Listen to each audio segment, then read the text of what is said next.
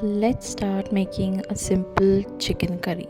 The ingredients are onions, tomatoes, ginger garlic paste, chilies, coriander, and chicken. And please don't give me hate on using potatoes. All my Kolkata people will know. Now, I make it in a pressure cooker because it's faster. We put 1.5 tablespoon of ghee, and then I add a little bit of refined oil to it. I just think ghee gives a much better flavor. There goes only peppercorns and bay leaves, not much. Once it sizzles a little, you can add in your onions. Give them a nice stir.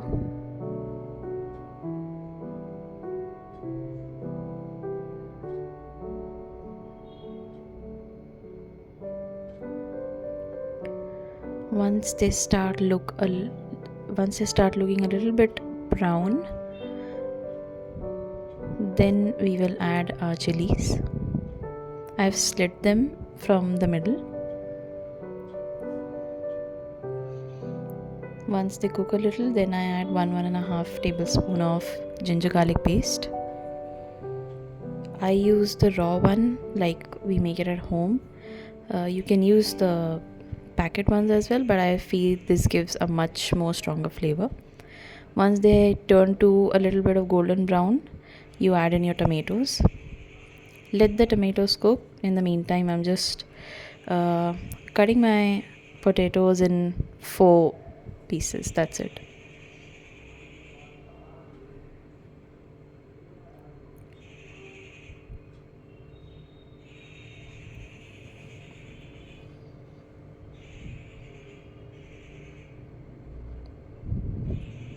Now, as you see, the tomatoes are a little cooked.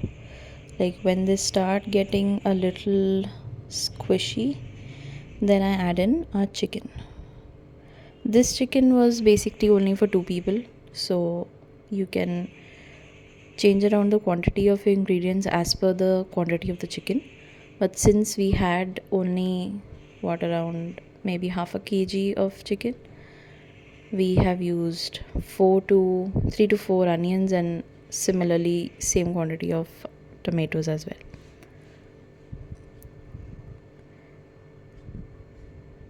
Keep cooking. Once you see the chicken has started to turn a little white, that's where your masalas and everything else will start to go in. Not too fancy masala dani. Salt as per your taste. Chili.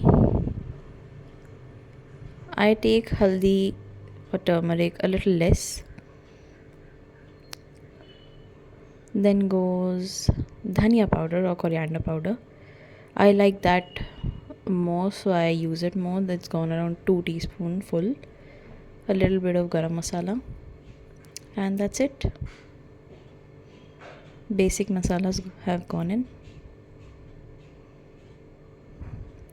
Now this is an addition that I do. It's optional for you to do. I just add maybe 3 to 4 tablespoons of dahi. Whisk it well so that it doesn't have lumps. Just a very smooth texture. I just feel it gives that little bit of additional tanginess to the recipe. There are tomatoes obviously, but I just feel dahi gives it a better consistency and even that color. So it's totally optional. Add dahi on a slow flame, not high, because then it might cook. So we don't want dahi to be cooking, it might ruin the dish. So yeah.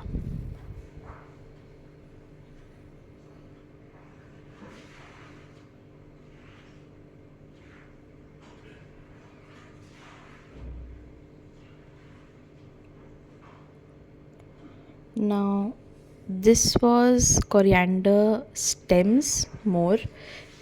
It didn't contain much of leaves, but more of stems. I just feel it gives a much stronger taste. Once you get the smell of the chicken being cooked, there's no raw smell, then I added my potatoes. Give it a nice stir so that the masala is all wrapped up.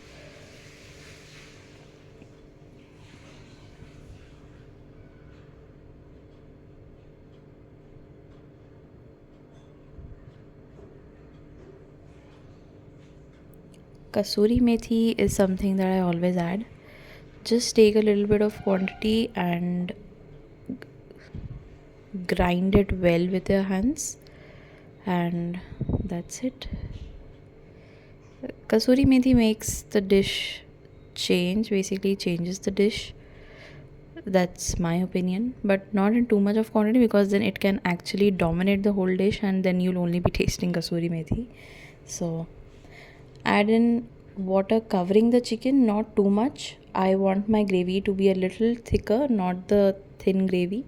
So cover the chicken, maybe just half a finger up water, and you can close the cooker, and it would take, I usually take 5 whistles, because in 4 it might like still have a little bit of cooking. 5, make sure that it when you start eating it just falls off the bone. That's how I like my chicken. So now 5 CTs and our chicken curry would be ready.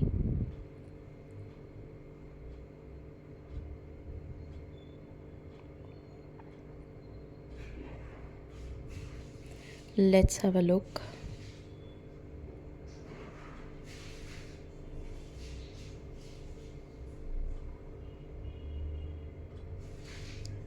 Looks great.